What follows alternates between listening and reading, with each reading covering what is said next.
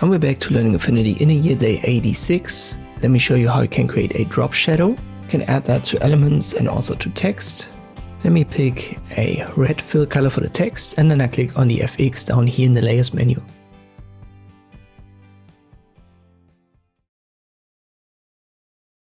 What you need is the outer shadow, check the box and then left click on it to highlight it, and then you can see the menu. First up, go up with the intensity and radius and then you can see the shadow, and now you can freely adjust it.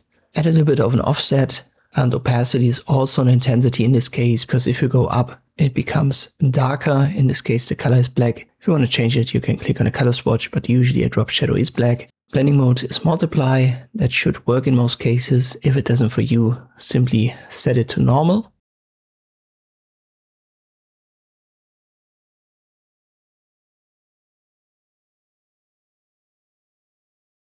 And if you want to readjust your effect, simply click here on the FX next to the layer. And this way you can add a drop shadow in Affinity. I hope this video was helpful. Thank you for watching and I'll see you next time.